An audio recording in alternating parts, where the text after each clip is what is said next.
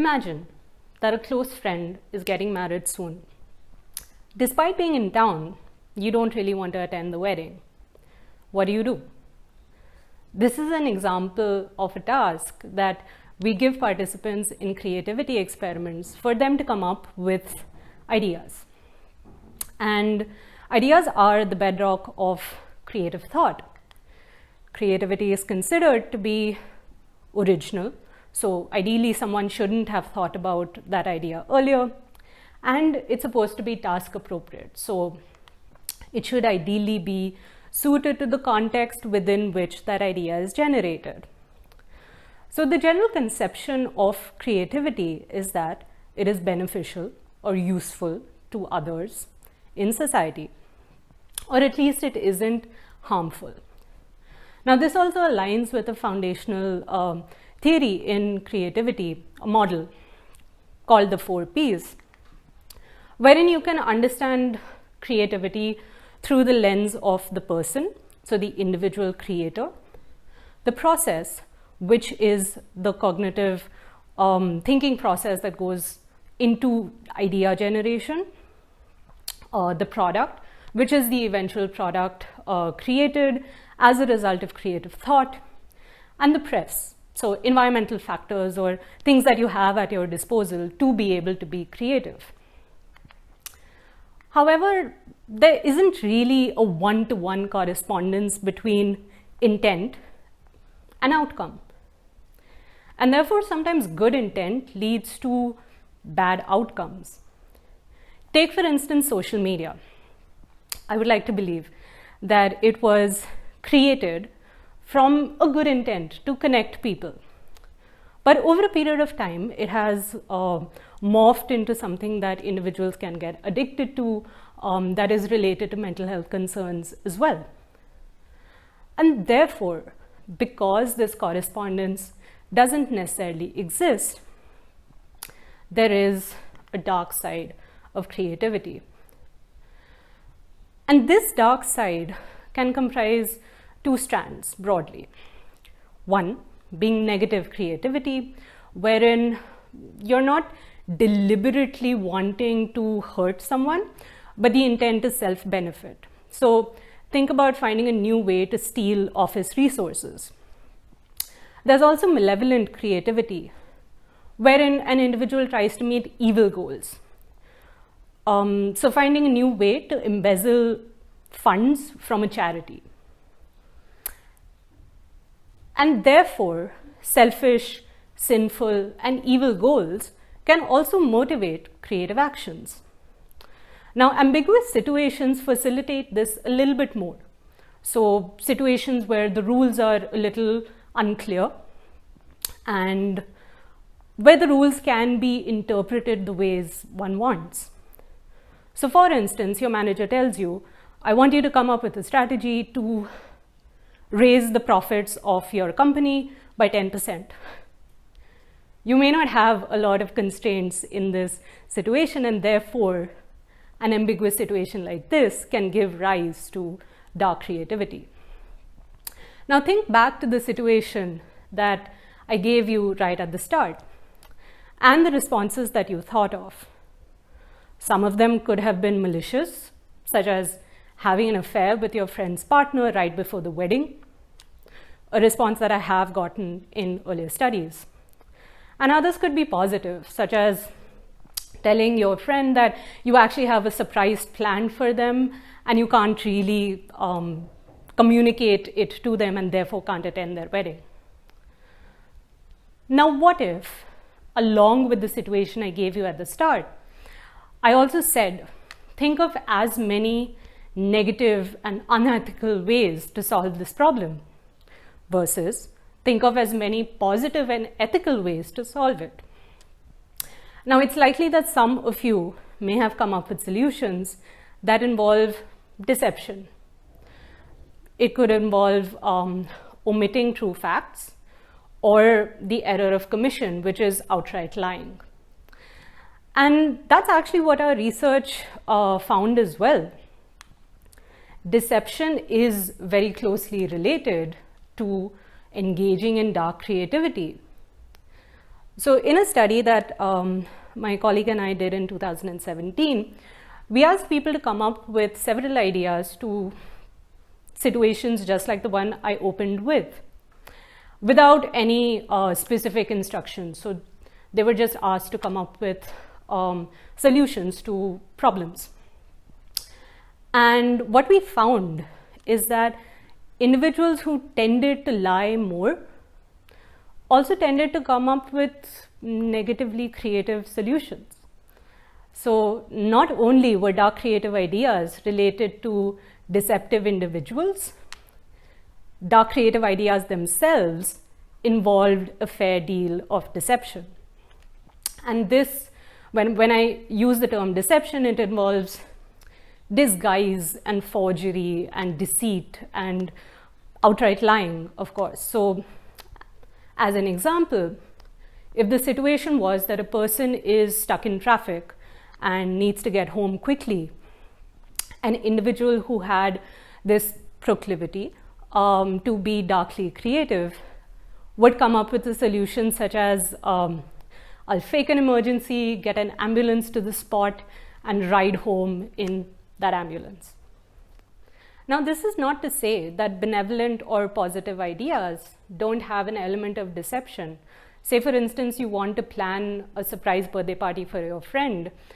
There would be some element of deceit or misleading involved, but it's for a positive goal. It's usually less frequent. Similarly, it's worth thinking about the kinds of people who come up with negative creative ideas or dark creative ideas.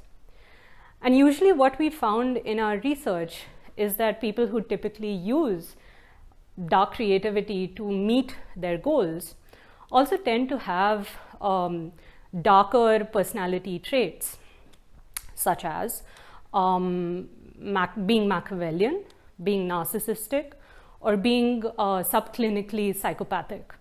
Now, these are heavy terms, but eventually all of these characteristics have a commonality of traits such as lack of empathy, manipulativeness, wanting to be callous, as well as sharing a sense of superiority.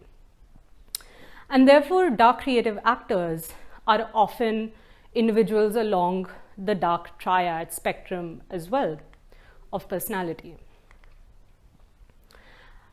And therefore, when we look at deception, when we look at dark creativity, the conversation regarding ethics and morality becomes a little obvious. So what we did, my colleague, Professor James Kaufman, and I did a study to try and understand what are these foundational elements of morality that are connected to dark creativity as opposed to more general forms of creativity. And what we found in this study was that individuals who were darkly creative were generally lower on all of their moral foundations, all kinds of morality. So this included things like care, fairness, loyalty, authority, and purity. On the other hand, individuals who were generally creative only scored low on 3 of those moral foundations, which is really interesting because 3 of those actually club together and they're termed as binding foundations. Those are authority, loyalty, and purity. And essentially what those mean is that generally creative individuals, and when I say generally, not necessarily positively, generally creative individuals, which were basically not darkly creative individuals, scored lower on these 3 moral foundations termed the binding foundations. So they had less regard for authority. They were more likely to stand apart from their in-groups, for instance, and they had lesser concerns of purity norms, for instance. But at the same time, they still had higher concerns for fairness and justice and caring for other people. So this disparity between dark creative and generally creative actors does tie back to their moral foundations as well. So now that I've given an understanding of what dark creativity looks like, where can we expect to see these behaviors? Kind of everywhere if we're looking hard enough. So from creators of misinformation on social media to popular culture representations of evil actors whose modus operandi actually allow them to escape any kind of detection or capture. So for instance, in the movie Parasite or the series Money Heist, you can think of dark creative behaviors as those that allowed individuals to meet their negative, evil goals in creative ways without getting caught. And therefore, applications of dark creativity are appear in every context, including organizational contexts where individuals may engage in counterproductive work behaviors, time theft, and things like that when they're working, and or come up with new ways to avail of paid leave by their employers. It could also come up in online contexts where individuals may engage in catfishing, which is pretending to be someone that you're not online, or trolling behaviors, as well as spreading misinformation intentionally to cause harm and damage to other individuals. Similarly, one study in the online context found that creating and maintaining anti-immigrant groups on Twitter actually used darkly creative language to distinguish between people who were similar to you and people who were different from you. So dark creativity has several applications in offline and online domains. Usually, darkness is not associated with creative endeavors, and therefore it is important to recognize and acknowledge that all creativity may not necessarily be for social good, or at least not social harm. So essentially, such behavior can have long-term implications for how we assimilate as a society, or how we learn to tolerate individuals who are different from us.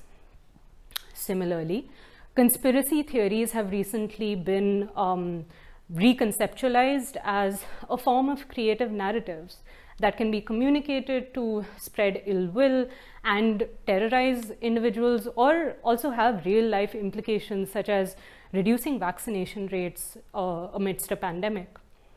So to understand this dark side a little better, James E. Kaufman and I propose the Amoral Model of dark creativity to help facilitate future research in this domain, as well as to understand a little bit more about what leads to and what results from dark creative actions. The A in Amoral stands for antecedents, including your belief systems, for instance, which then interact with mechanisms at the individual level, including your personal values, for instance, as well as operants that are in the environment, so larger socio-cultural ideologies. And this interaction of antecedents, mechanisms, and operants eventually culminate into the realization of a darkly creative act. Now, this action itself is characterized by various facets, which can include the intended valence of the act, the nature of the actor, nature of the target, and also an element of chance or moral luck.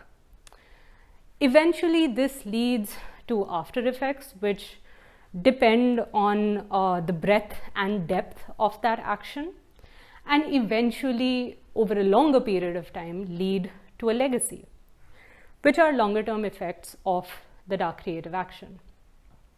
Now, through this amoral model, we try and understand and make sense of how dark creative actions can appear and emerge across domains, at work, in relationships, online, in virtual reality setups like video games, and many, many others. In my last slide, I had the fortune of visiting Salarjung Museum in Hyderabad. And this is a statue. It's a double-sided statue of Mephistopheles and Margareta, based on the play named Faust by Goethe. And Mephistopheles is actually a very interesting character because he helped Faust make a pact with the devil in this play, following which Margareta was trapped and confused, etc. But essentially, the statue represents that creativity can be both good and evil. It really depends on which side we're looking at it from.